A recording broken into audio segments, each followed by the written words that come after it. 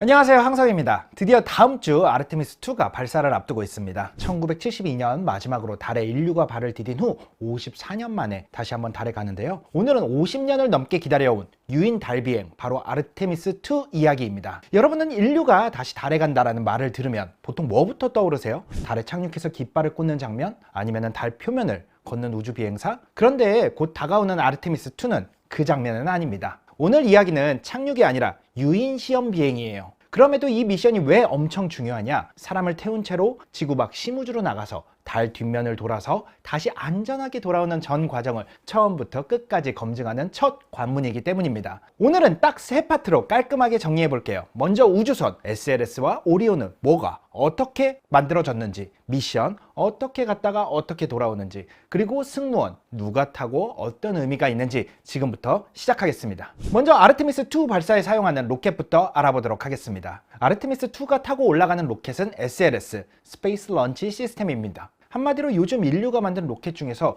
추력 기준으로는 최상위권, 발사 순간 최대 추력이 4,000톤 정도이고 세텀5보다도 약 15% 정도 더 큽니다. 가운데 있는 저 주황색 덩어리가 바로 오늘의 핵심, 사람들이 흔히 메인 탱크라고 부르는 코어 스테이지예요. 진짜로 로켓의 몸통이자 말 그대로 거대한 연료통입니다. 높이 약 65m, 지름 8.4m 정도 됩니다. 그런데 왜 색이 저렇게 노랗게 아니면 주황색으로 보이냐? 저건 페인트가 아니라 단열재 때문이에요. 코어 스테이지 안에는 액체 수소와 액체 산소 같은 극저온 추진체가 들어가죠. 그걸 바깥의 연로부터 보호하고 표면에 얼음이 덕지덕지 붙는 걸 줄이려고 바깥에 폼을 두껍게 발라놓습니다. 그 폼이 원래 주황색 계열이라서 조명에 따라 노랗게 보이기도 하고 주황색으로 보이기도 해요. 이 코어 스테이지에 들어있는 추진체 양도 스케일이 장난이 아닙니다. 액체 수소와 액체 산소를 합쳐서 대략 277만 리터 정도예요. 그냥 대형 수영장 하나를 통째로 추진체에 채워놓고 불태운다, 이렇게 생각하시면 좋을 것 같아요. 그리고 이 거대한 탱크 밑에 달린 엔진이 RS-25입니다. 예전에 우주왕복선 메인 엔진 계열을 기반으로 SLS용으로 업그레이드해서 쓰고 있는 것이죠. RS-25가 몇 개냐? 4개입니다. 엔진 한 기가 최대 180톤 정도까지 추력을 낼 수 있고 4기가 합쳐서 약 720톤 정도의 추력으로 8분 동안 지구 궤도까지 밀어 올릴 수 있는 것이죠. 그런데 여기서 중요한 포인트, 발사 순간 로켓을 땅에서 떼어내는 힘의 대부분은 사실 코어 스테이지가 아니라 양옆에 고체 로켓 부스터가 담당합니다. 고체 부스터 하나가 최대 1630톤, 2개가 붙어 있으니 대략 3200톤이 훌쩍 넘는 힘으로 바닥을 밀어낸다, 이런 느낌이죠. 이 부스터는 약 126초, 그러니까 2분 조금 넘게 타고 나서 임무를 마치면 분리가 됩니다. 그리고 바다로 떨어지죠. SLS 부스터는 스페이스 셔틀 때처럼 회수해서 재사용하는 방식이 아니라 임무에 맞춰서 더 강한 성능을 내는 쪽으로 설계되었습니다. 여기서 진짜 사람들이 많이 묻는 질문, 왜 요즘 시대에 굳이 고체 부스터를 쓰냐? 이유는 간단합니다. 첫째, 발사 순간에는 무조건 큰 힘을 짧은 시간에 뽑아야 합니다. 고체 부스터는 점화하면 바로 최대급 추력을 확 뽑아주죠. 로켓을 땅에서 떼어내는 데에는 최적이라고 볼 수가 있습니다. 둘째, 구조가 상대적으로 단순하고 이미 검증된 계열이 있습니다. SLS 부스터도 셔틀 계열 설계를 기반으로 더 강하게 키운 형태이고요. 셋째, 코어 스테이지 엔진은 효율을 좋게 오래 미는 역할에 집중시키고 고체 부스터는 초반에 확 밀어붙이는 역할로 분업이 되어 있습니다. 그래서 첫 2부는 부스터가 주역이고요. 그 다음부터는 코어 스테이지가 주역으로 바통 터치가 되는 것이죠. 물론 단점도 있습니다. 고체 부스터는 한번 불이 붙으면 출력 조절이나 정지가 액체 엔진처럼 자유롭지가 않습니다. 그래서 설계 단계에서 안전과 궤적, 비상 상황을 더 빡세게 고려해야 하고요. 대신 그 단점을 감수할 만큼 초반 추력이 압도적이기 때문에 계속 쓰는 겁니다. 그리고 아르테미스2 부스터에는 2026년 미국 건국 250주년을 기념하는 America 250 엠블럼이 실제로 도장되어 들어가 있습니다. 발사체 자체가 기념 패키지인 셈이죠. 그리고 위쪽 단계인 2단에는 ICPS라고 부르는 임시 극저온 추진체가 달려 있습니다. 말하자면 지구 궤도에 올려놓은 다음에 오리온을 달 쪽으로 보내기 위해 마지막으로 밀어주는 상단 추진체이다, 이렇게 볼 수가 있는데요. SLS가 쏘아 올릴 때 코어 스테이지랑 양옆에 고체 부스터가 오리온을 거의 우주까지 올려주긴 하거든요. 그런데 거의예요. 달로 가는 길은 그냥 높이만 올린다고 끝나는 게 아니라 속도랑 궤도를 아주 정교하게 다듬는 과정이 필요합니다. 그 마지막 다듬기를 맞는 게 바로 ICPS입니다. 그리고 엔진은 RL10 계열 1개가 달려 있어서 우주에서 거의 11톤 정도의 추력으로 조용하지만 효율적으로 밀어줍니다. 겉으로 보기엔 엄청난 폭발이 아니라 정밀하게 궤도를 조각하는 킥에 가깝습니다. 아르테미스2에서는 이 ICPS가 굉장히 중요한 역할을 해요. 나사 설명을 보면 잠시 후 설명드릴 오리온과 ICPS가 지구를 2바퀴 정도 크게 돌면서 ICPS가 2번 점화를 합니다. 첫 번째 점화는 궤도 안전장치 같은 의미예요. 이걸 안 해주면 그냥 지구로 다시 떨어질 수 있는 궤도가 될 수 있거든요. 그래서 오리온이 안전하게 지구를 돌 수 있도록 길을 다져줍니다. 두 번째 점화가 핵심입니다. 바로 오리온을 높은 지구 궤도 High Earth Orbit이라고 하는 궤도로 올려줍니다. 쉽게 말하면 달로 바로 쏘는 게 아니라 일단 지구 주변에서 크게 한 바퀴 더 돌면서 우주선 상태를 점검할 수 있게 테스트 트랙을 만들어주는 겁니다. 그 위에 올라가는 게 바로 오늘의 주인공 오리온입니다. 오리온은 크게 세 파트만 기억하면 됩니다. 첫 번째, 아래쪽 서비스 모듈. 이건 오리온의 배낭 같은 겁니다. 전기를 만들고 추진력을 제공하고 궤도 수정도 하죠. 또 산소라든지 우주인들이 실생활에 우주에서 거주하는 데 필요한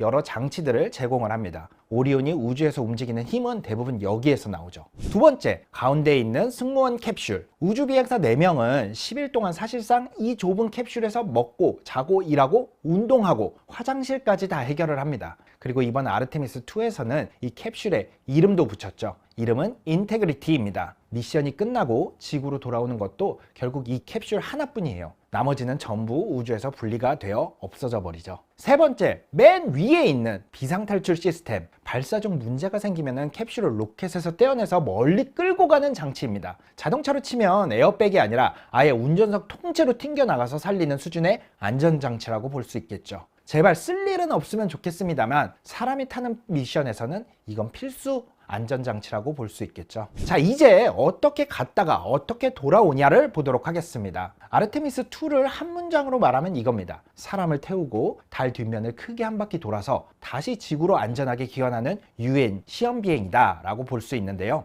여기서 중요한 포인트는 두 가지입니다. 첫 번째, 달 착륙 미션이 아니라 이번에는 달 표면에 내리지 않는다는 점이 중요한데요. 플라이바이, 즉 달을 스쳐 지나가는 미션이라고 할 수 있습니다. 아폴로 8호가 바로 떠오르는 구성인데 착륙이 아니라 유인 달 비행 자체를 검증하는 데 초점이 있습니다. 두 번째, 이 미션의 핵심은 사람이 들어오면서 처음으로 생기는 문제들을 실제로 전부 확인하는 겁니다. 무인으로 절대 못하던 것들이 있죠. 통신이라든지 식사, 수면, 운동, 화장실 같은 생활 시스템, 그리고 비상 상황 대응, 심우주 방사선이 갑자기 확 올라가는 사건이라든지, 그러니까 태양 폭발 같은 상황이 오면 어디로 대피하고 어떤 절차로 승무원을 보호할지 오리온 안에는 방사선 쉘터가 있고 이걸 실제로 써보는 테스트가 실행될 예정입니다. 이제 궤도 이야기를 한번 해볼게요. 발사 직후 로켓은 몇 분 만에 폭발적인 변화를 겪습니다. 먼저 고체 부스터가 분리되고 이어서 코어 스테이지가 역할을 다하면 분리가 돼버리죠. 그리고 ICPS가 오리온을 올바른 경로로 밀어줍니다. 그리고 여기서 한국 시청자분들께 꼭 짚고 넘어갈 포인트가 하나 있는데요. 이번 아르테미스2에는 한국이 만든 큐브 위성 K-RAD 큐브도 같이 실려 올라갑니다. 달로 가는 오리온에 위성이 같이 붙어간다? 이게 무슨 말이냐면요. 오리온과 로켓 상단 사이에 오리온 스테이지 어댑터라는 연결 구조물이 있는데 그 안쪽 공간이 큐브 위성들이 타는 일종의 수납칸 역할을 합니다. K-RAD 큐브도 그 안에 들어가서 같이 올라가는 거예요. 그리고 여기서 타이밍이 하나 중요한데요. 이 큐브 위성들은 오리온의 본 미션, 그러니까 달 플라이바이가 시작된 뒤에 따라가는 게 아니라 오리온이 ICPS에서 안전하게 분리가 되고 자유비행 상태가 된 다음에 높은 지구 궤도에서 따로 분리돼서 각자 임무를 시작합니다. K-RAD 큐브의 임무는 딱 한 문장으로 정리할 수 있는데요. 지구 주변에 벤 앨런 복사대 방사선 벨트라고 하죠. 이 영역을 지나가면서 사람 몸과 비슷한 물질로 만든 도시미터,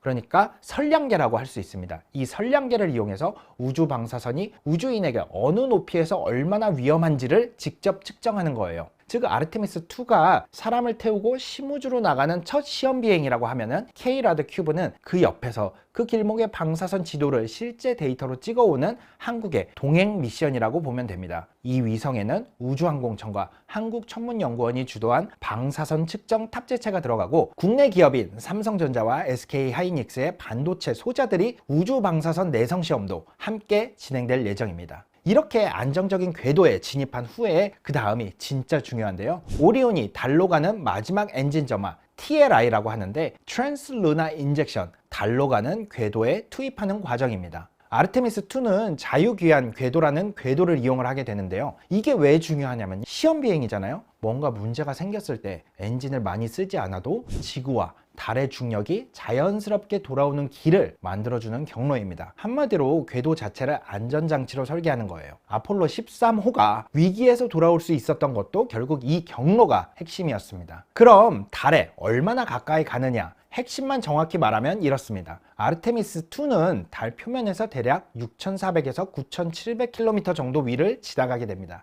즉 달에 아주 바짝 붙는 게 아니라 그래도 사람이 달을 제대로 눈앞에서 보는 거리로 슥 지나가게 되는 것이죠. 이때 달은 팔 길이만큼 뻗었을 때 농구공처럼 보일 거라고 비유해보면 좋을 것 같습니다. 그리고 달의 뒷면 뒤로 돌아가는 순간에는 통신이 끊기게 됩니다. 지구에서 전파가 달에 가려서 30분에서 50분 정도 승무원과 연락이 안 되는 구간이 생겨요. 이때 승무원들은 달 뒷면을 촬영하고 관측을 합니다. 그리고 다시 지구와 연결되면 그 자료를 공유할 예정이죠. 또 하나 재밌는 포인트, 이 과정에서 인류가 지구에서 가장 멀리 떨어진 기록도 새로 세울 가능성이 큽니다. 아폴로 13호가 갖고 있던 인간이 최장거리로 갔던 기록을 넘어서는 걸 목표로 하고 있죠. 이제 돌아오는 장면입니다. 달을 스쳐 지나고 나면 오리온은 큰 엔진 점화를 계속하는 게 아니라 필요한 만큼 아주 작은 궤도 수정 기동을 하면서 지구로 돌아오게 됩니다. 그리고 지구 귀환 마지막 날 서비스 모듈이 분리가 되고 승무원 캡슐 인테그리티만 대기권으로 진입하면서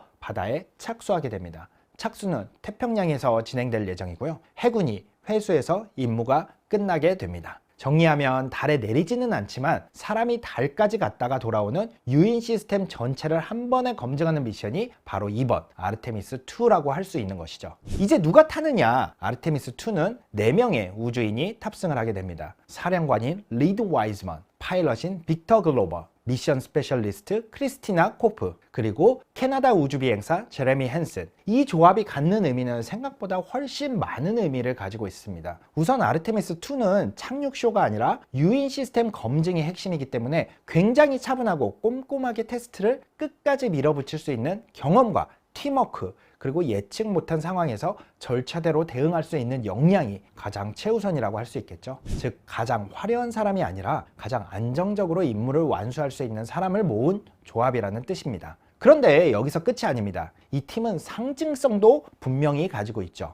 여성이 포함된 것은 달로 돌아가는 인류의 다음 장면이 더 이상 과거처럼 특정 집단의 이야기만이 아니라는 선언에 가깝고 유색인종, 우주비행사가 핵심 역할을 맡는다는 것은 탐사는 누가 대표를 하고 있느냐라는 질문에 대한 나사의 매우 구체적인 답이기도 합니다. 단순한 다양성 구호가 아니라 실제로 가장 중요한 자리에서 역량을 증명하는 구조로 배치했다. 이 점이 포인트라고 할 수 있죠. 그리고 캐나다 우주비행사가 함께 간다는 건 이 프로그램이 미국의 달 탐사라기보다는 동맹이 함께 설계하고 함께 책임지는 장기 프로젝트라는 의미를 분명히 보여줍니다. 앞으로의 달기지, 게이트웨이, 장기 체류 같은 단계는 한 나라가 혼자 감당하기 어렵고 기술이라든지 예산, 운영을 나눠서 가진 파트너십이 필수거든요. 아르테미스2는 그걸 선언적으로 보여줄 수 있는 첫 유인 단계라고 볼 수 있습니다. 특히 여성 우주인인 코크는 장기 우주 체류 경험이 아주 많은 인물로 유명하고 헨스는 이번이 첫 우주 비행이라는 점이 또 상징적이기도 합니다. 첫 비행이 달 뒷면 플라이바이라니 이거 정말 강렬하겠죠. 정리하면 이 승무원 조합은 검증을 위한 최적의 팀이면서 동시에 달로 돌아가는 시대의 대표 얼굴을 새로 정의하는 팀이다. 이렇게 볼 수가 있습니다. 그리고 국가 단독이 아니라 국제 파트너십으로 가는 탐사의 출발점이라는 메시지를 동시에 담고 있죠. 자, 여기서 마지막 질문. 그래서 언제 출발하느냐? 이거 사실 정말 중요한데요. 일정은 마지막 순간까지 변동될 수 있습니다. 특히 사람이 타는 유인 미션이기 때문에 더더욱 그런데요. 최근 나사의 업데이트 기준으로 웻드레스 리허설 결과를 본 뒤에 최종 날짜를 확정하겠다는 입장입니다. 가장 빠른 발사 기회가 한국 시간으로 2월 9일 월요일 정오 이후로 예정이 되어 있습니다. 그러니까 지금 시점에서 우리가 할 수 있는 가장 정확한 발사 시간은 아르테미스2는 2026년 2월 초를 발사로 목표를 하고 있고 현재 예정으로는 2월 9일에 발사를 한다라고 볼 수 있지만 유인 미션 특성상 연기 가능성은 늘 열려 있다라고 얘기할 수 있겠죠. 하지만 분명한 건 아르테미스2가 성공을 하면 우리는 달 착륙으로 가는 문턱을 진짜로 넘어서는 겁니다. 지금까지 발사 이전의 아르테미스2 미션 전반에 대해서 살펴봤습니다. 현재까지 발사는 아까도 말씀드렸듯이 한국 시간으로 2월 9일 월요일로 예정이 되어 있고요. 당연히 발사 중계도 제가 여러분들께 하나하나 자세히 설명해 드릴 예정입니다. 다음 주 월요일 저 항성과 함께하는 아르테미스2 발사 생중계도 많은 기대와 관심 부탁드리겠습니다. 지금까지 항성이었습니다. 감사합니다.